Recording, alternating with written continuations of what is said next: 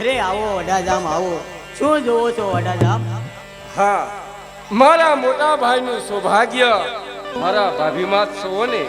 અરે ભાભી ન હોત તો સારું હતું એમ જ વિચારો છો ને? હા, એ જ વિચારું છું. તો ભાભીના બદલે શું વાત તો સારું હતું. હા માં, તમે મારા માં હોત અને હું તમારો દીકરો હોત તો જન્મારો કેટલો સારો જાત. અરે વડાજામ, મેં તમને દીકરો કરવા નથી બોલાવ્યા. તો શા માટે બોલાવ્યા છે? અરે વડાજામ, મારે તમને બે પ્રશ્ન પૂછવા છે. હા, પૂછો ભાભી. પ્રશ્ન પૂછવાનો તમારો અધિકાર છે. પૂછો ભાભી. અરે વડાજામ, ચંપાના પુષ્પ ઉપર ભમર જાય કે ન જાય? કદાપી ન જાય. કારણ સંપાવરની રાધિકા ભમર હરિકા દાસ ભમર કદાપી એની પાસ ન જાય. કદાચ ચંપાની ડાળ તૂટીને ભમરને દબાવે તો? હા, કદાચ સંપાની ડાળ તૂટી અને ભમરને દબાવે તો કુદરતનો કાયદામાં ભંગ થાય અને ભમર બિચારો મારો જાય. અરે કામિની કામે, હું તો આપની પાસે પ્રેમની ભીખ માંગુ છું. અરે ભાભિયા, શું બોલો છો? અરે વડાજામ, જ્યારથી મારી નજરમાં તમે આવ્યા છો ને ત્યારથી મારા મનમાં વસી ગયા છો વડાજામ. માની જાઓ વડાજામ, માની જાઓ. નહીં માનો તો જંગલ અને વનો વન ભટકવાનો વારો આવશે વડાજામ. બસ કરો ભાભી. આપ કહો જંગલ અને વનો વન ભટકવા મને વાલું છે, પણ આવો કાળો કામ ઓઢો કદાપી ન કરે. અરે વડાજામ, માની જાઓ. હજી કહું છું, માની જાઓ, નકર હું પછી સિંહણ બનીશ. અરે ભાભી, જો તમે સિંહણ બનતા હો તો હું શિકારી બની અને પિંજરામાં પૂરવામાં ઓઢાદાનમાં તાકાત. અરે વડાજામ, માની જાઓ. હજી કહું છું, માની જાઓ, નતર પછી હું કાળી નાગણ બનીશ. અરે ભાભી, જો તમે કાળી નાગર બનતા હો તો હું મનારી બની અને કરંડિયામાં પૂરવાની આ ઓઢાદાનમાં તાકાત છે. હે તમે માનો નબિયાલ કુંવર જામ ઓઢાજીરા માનો ને, તમે માનો ને.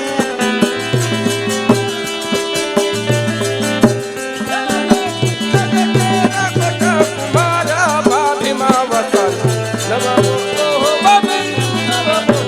હે તમે માનો નબિયાલ કુંવર જામ ઓઢાજીરા માનો ને, તમે માનો ને.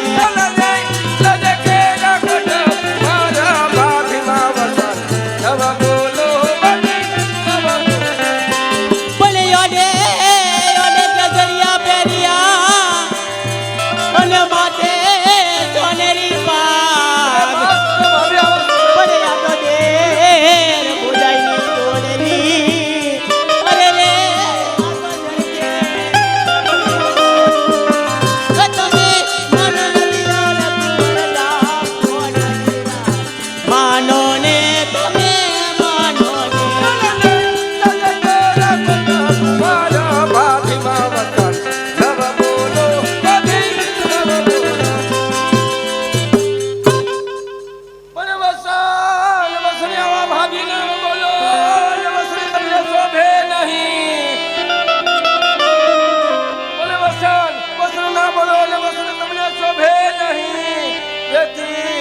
તમારું માન. અરે રે ઓઢો આવું કદી ન કરે.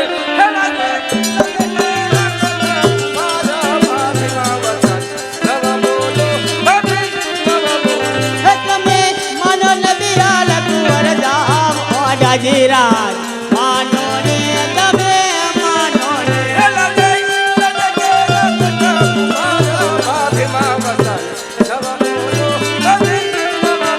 અરે વડાજામ, આપ તમે ઉમરે ના ઉવારો વડાજામ. અંદર આવો વડાજામ, અંદર આવો. અરે એક યોડો યુબો ઉમરે. અને આવો મહેલની માય. અને આવો યોડાજામ, એ મારી સેજો સજાવો. એ તમે માનો નબિયાલ કુંવર જામ ઓઢાજીરા માનો ને, તમે માનો ને.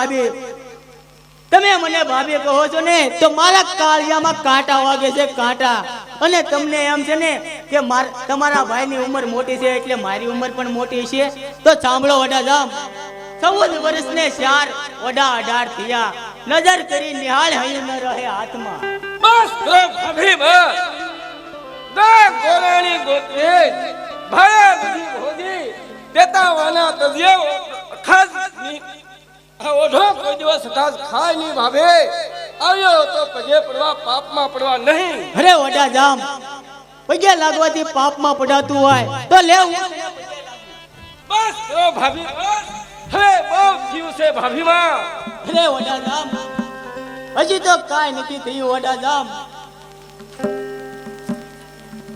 હે વડાધામ મેં જ્યારથી તમને માન્યા અરે વડાધામ મા બાપે મને મેં જ્યારથી તમને માન્યા છે ત્યારથી મેં તમને માન્યા છે. અને મા બાપે મને આ રાજગાદી હારી પરણાવી અને આ રાજગાદી હારી પરણેલી કન્યા આજે આ રાજગાદી અને રાજકન્યા બંને ધરાવે છે તો માની લો વડાધામ માની લો બસ કરો ભાભી બસ હું આપ પાપમાં પડવા નથી માંગતો તમારા નરકાગરનું રાજ આપેલ કરતા મને નરકાગરમાં રાજ થાપે છું અરે વડાધામ હજી કહું છું માની જાઓ વડાધામ માની જાઓ બસ ભાભી આ વેલ તમને શોભતા નથી ભાભી અરે વડાધામ હજી કહું છું માની જાઓ વડાધામ માની જાઓ અરે ભાભી આપ એમ કહો છો કે જંગલ અને વનોવન ભટકવા કરતા મને વધારે વાલું છે ઓઢો આવું ખાસ ખાય નહીં ભાભી ઠીક છે તો હવે ભાભી મારા રામે રામ આપને દાવા દો અરે વડાધામ તે મારો તિરસ્કાર કરી અને તે સારું નથી કર્યું વડાધામ તો હવે તું પણ જો મારી રમત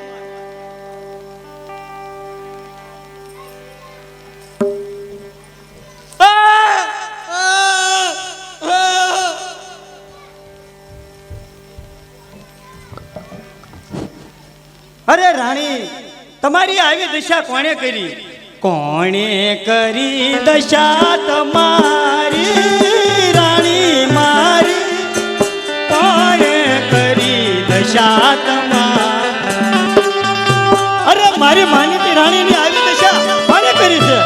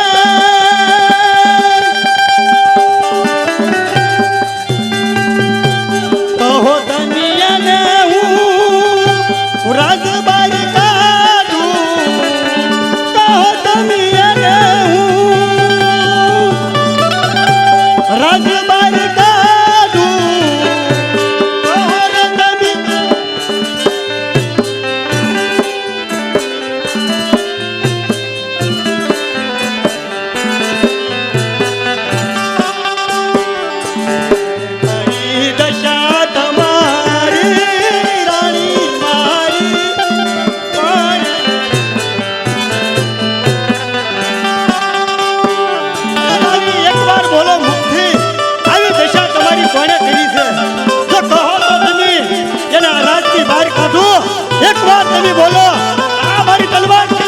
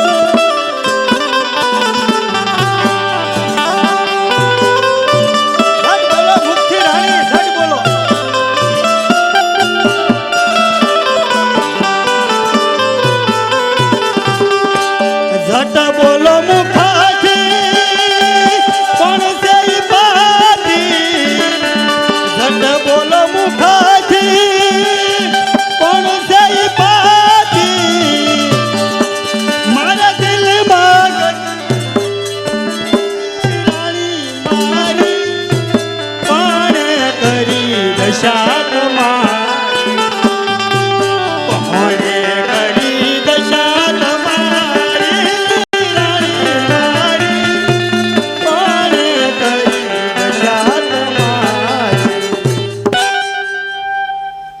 રાણી રડો છો શા માટે? જટ તમારા મુખથી બોલો કે આવી દશા કરનાર છે કોણ અને ઓઢો ક્યાં છે? અરે તમે એને કાંઈ ના કહેતા.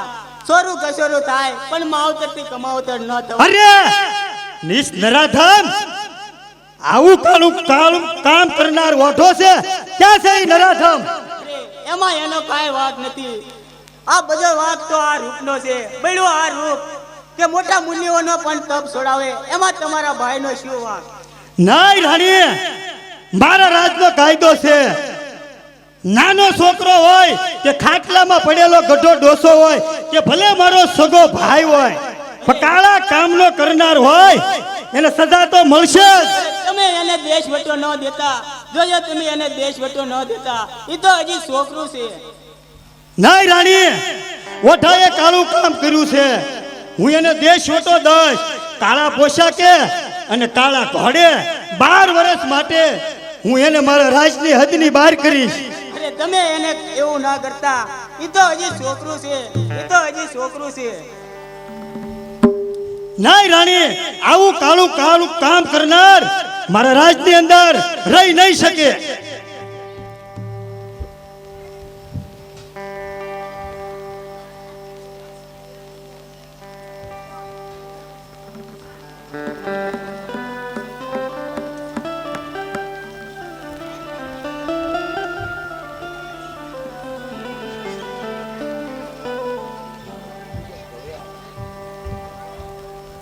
પઠાણજી, ઓટો ક્યાં છે? મારી સામે હાજર કરો. જેવી આજ્ઞા મહારાજ.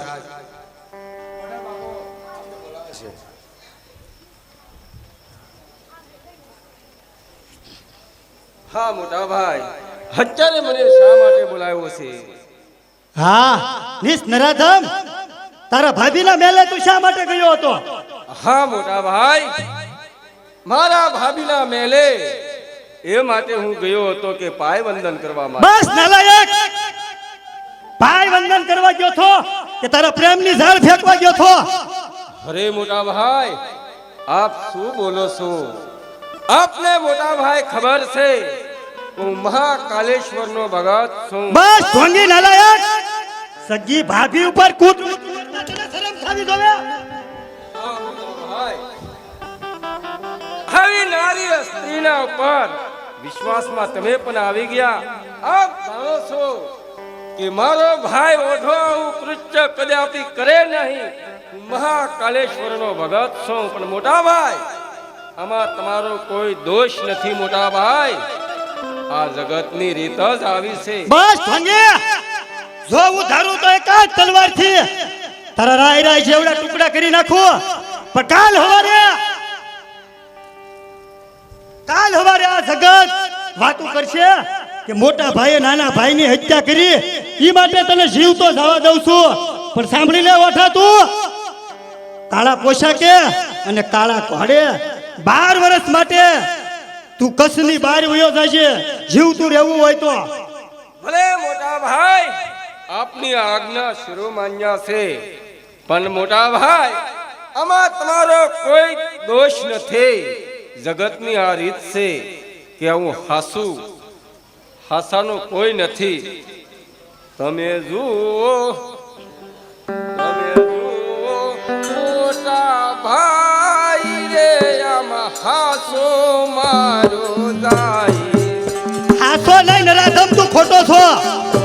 તારા મુખમાં આવા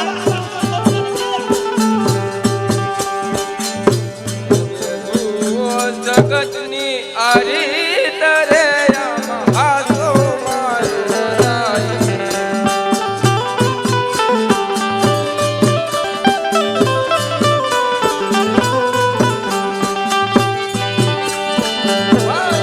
મારા માત સમાન ભાભી છે, મારા માત સમાન. માર સમાન ભાઈઓ પર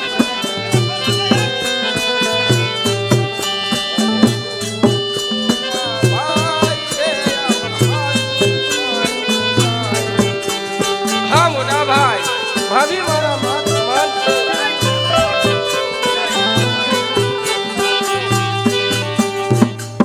હા, આ જગત કચ્છની રીત જ એવી છે મોટા ભાઈ. તમારી આજ્ઞા મને શિરો માન્ય છે મોટા ભાઈ. હું જાઉં છું, પણ આમાં હાસા ખોટાનો ભેદ જાણશે ત્યારે પસ્તાવા નહીં પડે મોટા ભાઈ. જવા દે નાલાયક, તને 12 વર્ષ માટે હું દેશ છોટો આપું છું. મારા કચ્છની હદ છે ત્યાં સુધી તારું મોઢું ન દેખાડતો